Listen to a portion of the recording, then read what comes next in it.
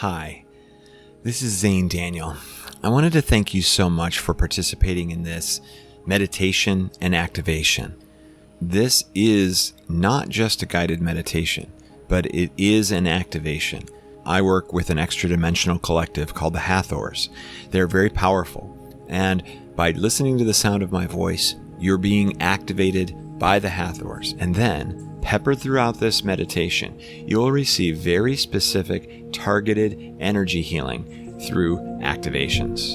And how these activations work is, I will say, breath in. And when I do, you'll take a nice big deep breath and you'll hold it at the top and you'll wait for me to say the word awaken. And then you can exhale. But it will be loud, so don't be too surprised when it bursts into your ears. This is the signal that will send a high burst of energy to accomplish whatever it is that we're trying to accomplish.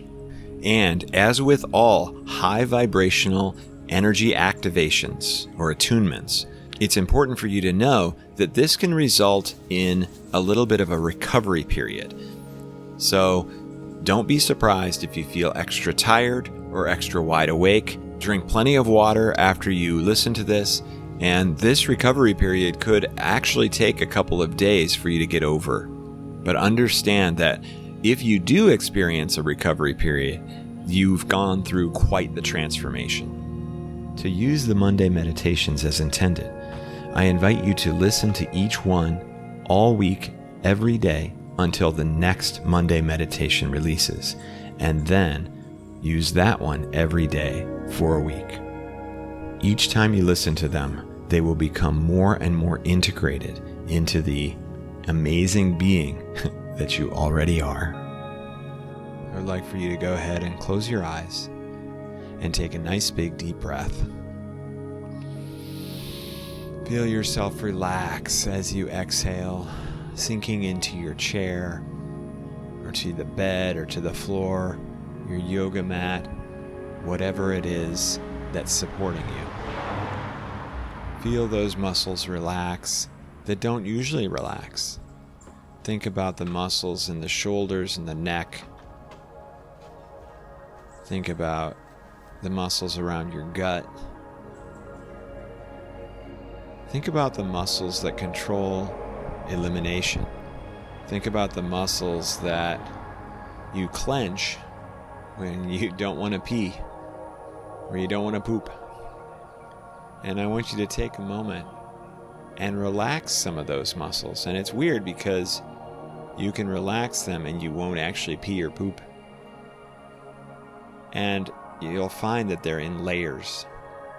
So you relax one layer, and then you can relax another layer, and then another one.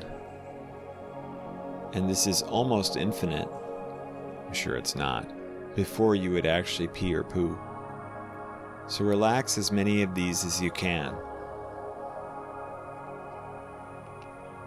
What's amazing about relaxing these is that you are declaring that you are confident in your connection to the earth.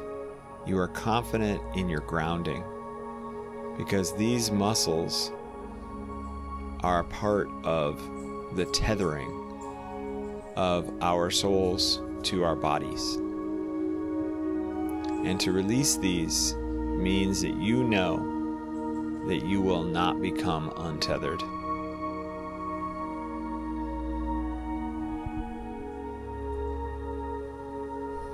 So keep relaxing. And I want you to take a moment to stop worrying about whether you're motivated or not. Just set that aside. You've got plenty of time to worry about that. Right now, we just want to live in this moment. We want to think about the temperature of the room on our skin. We want to hear the sounds, maybe of crickets or of birds or of the refrigerator or the furnace or the air conditioner. Whatever you're hearing right now, just live in this moment. This moment is infinite. It never ends. It is always this moment. And from here, the worries of all the stuff that you've got to do, all of your goals that you have to accomplish, all the responsibilities that are assigned to you as a being, as a 3D separated being, are inconsequential when you're living in the moment. When people are suffering, if they switch to living in the moment, their suffering dramatically drops. So you're suffering because you can't find the motivation to do the things that you want to, or ought to do, or should do, or people are counting on you. All that, dare I say, BS. One of the easiest ways to become motivated is to stop worrying about whether you're motivated or not. If you let it flow, then you do all the things that you need to do. When you put pressure on yourself, you stress yourself out, and you judge yourself for not doing the things, that's when you continue to not do them. So release yourself from that judgment. Release yourself from that pressure. Relieve yourself from that sense of duty or responsibility. And only from here will you actually be able to start over again. Do the things that you want to do. But before you can even do that, you have to check and see if it's something that you really actually want to do.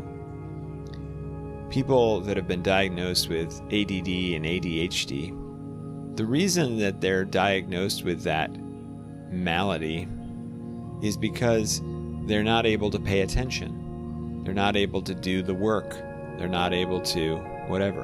And usually this gets diagnosed when we're in school, that we can't pay attention to the teacher, or we can't read the material, or we can't study for our tests.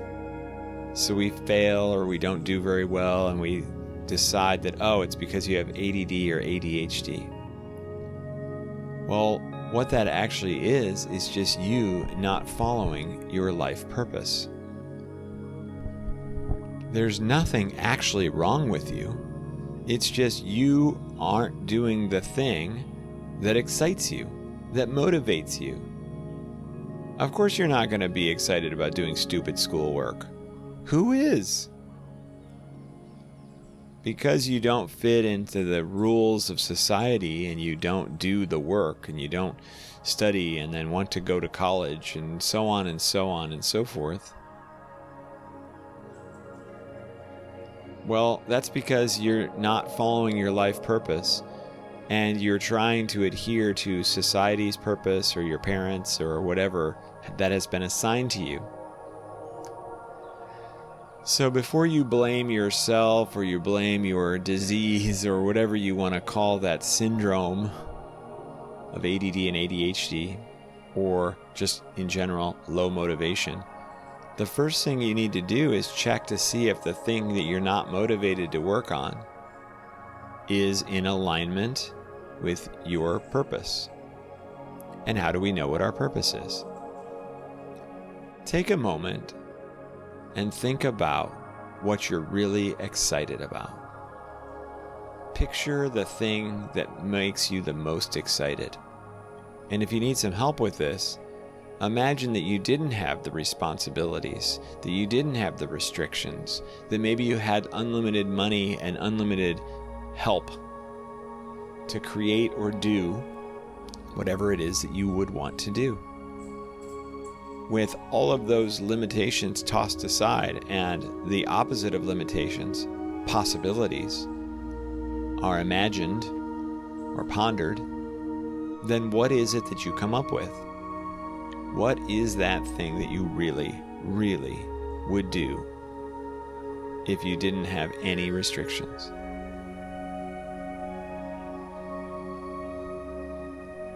I don't think you'd have a lack of motivation if you were doing that thing. I don't think you'd have ADD if you were doing that thing. As a matter of fact, you would probably be more motivated and more energized than you ever have been. But sometimes there are things that are in the way of you being able to do that. Some of the humdrum things that we have to do as beings on this planet get in the way.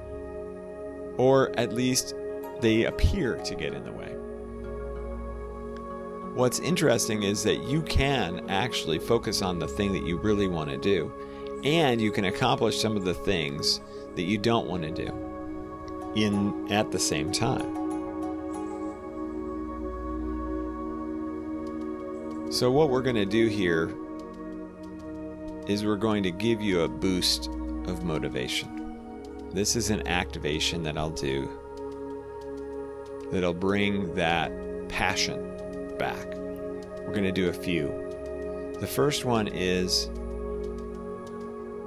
to drum up that excitement, to focus on excitement and enthusiasm and passion. So we want you to think really, really deeply about what it is that would truly excite you, and find that feeling. Feel it physiologically in your body. Focus on what that excitement feels like. Focus on what feels so good about that excitement. And then we're just going to enhance it with this activation. Focusing on your excitement. Breath in. Oi!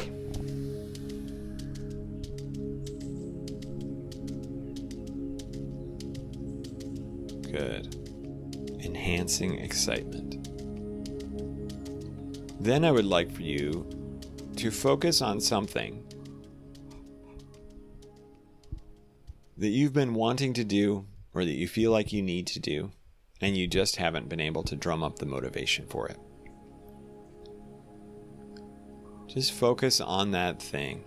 And what we want to do is reprogram your subconscious mind to make it feel like it's easy to do this thing that I've been procrastinating doing. Breath in. Oi! Good. Excellent. So continue to picture yourself. But this time I want you to picture yourself relaxed and at peace, but also actively doing the thing that you didn't really want to do. But I want you to picture yourself doing it anyway, with a big smile on your face. And right now, I would like for you to make your face smile. For no reason. Just smile. This feels kind of silly, doesn't it? But keep it going as you picture yourself doing the thing that you've been putting off for so long. And keep picturing yourself doing the thing and keep that smile on your face. Don't you let that not smile happen.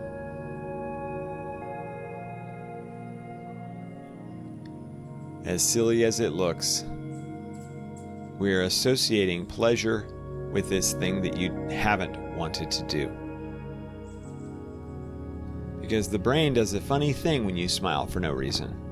It tries to figure out why you're smiling. It searches and it grasps, and finally it finds something, and it says, "Oh, that must be why I'm smiling." So what we're doing is we're serving it up on a platter. Hey, this is why I'm smiling, because I'm doing this thing. The subconscious mind says, "Oh, We enjoy this? And then makes a change to the way that you look at that thing that you haven't been wanting to do. So keep picturing yourself doing it and keep on smiling.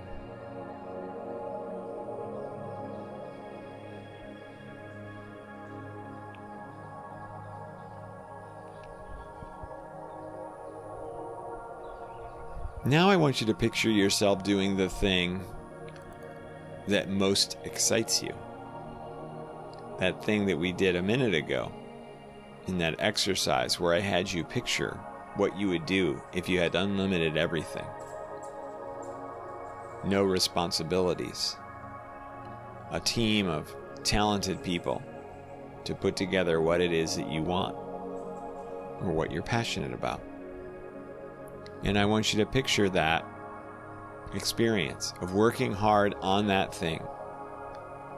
The smile might come naturally in this one because it's your true excitement.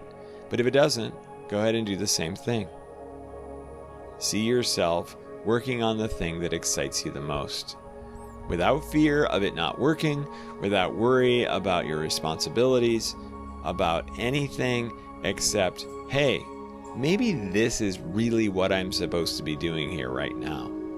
Because it's my passion, it must be the thing that I'm supposed to do. Because when we follow that excitement, we are led down a synchronistic life path. And this synchronistic life path puts everything in our way, quote unquote, to help us along the path. When we go against that, and we do things because we're afraid we're going to lose our apartment or our house or our car. So we do the thing that we don't really want to do just to preserve that. As we know, this is all silliness. You have within you an incredible passion that is ready to work on whatever it is that you're supposed to work on or you're set to work on. And so you can start doing that and everything will be taken care of. A synchronistic or set of synchronicities will present themselves to help you with your responsibilities, to help you make sure that you get to do the thing that you came here to do. So picture yourself doing it all, doing what you want to do, and even doing the things that you don't want to do but you feel that you probably need to or that you should. Picture doing them both kind of at the same time, working on the passion, working on the other thing, working on the passion, working on the other thing. Breath in. Oi! Good.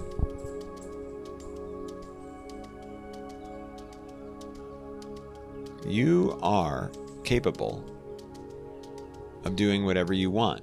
And sometimes you don't have the motivation. And that's okay too. Go lay down. Go take a break. Write down a list of all the things that you want to do while you're on that break. Because even then you're working towards your goal.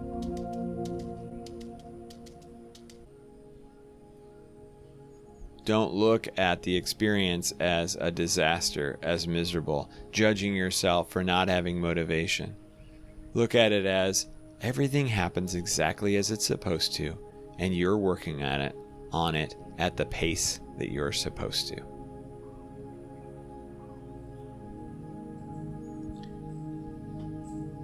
At this time, I would like for you to start to notice your clothes against your skin. All the places where your body is touching your support in a chair or in the bed or wherever you are. I want you to tune in to the rhythms of your body. Maybe you can feel your heartbeat, your breathing.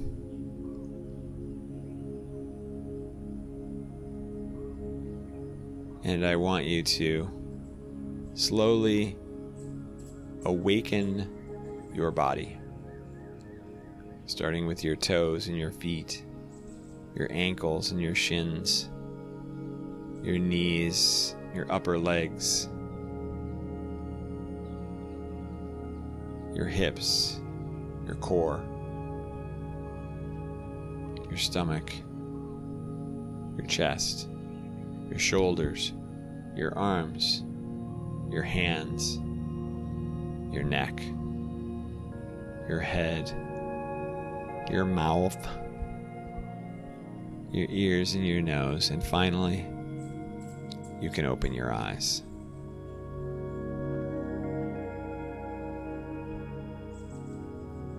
Thanks so much for participating in this meditation. I hope it helps you, and I highly encourage you to go ahead and listen to this every day and feel a boost of motivation. Until next week's Monday meditation, I'll see you there.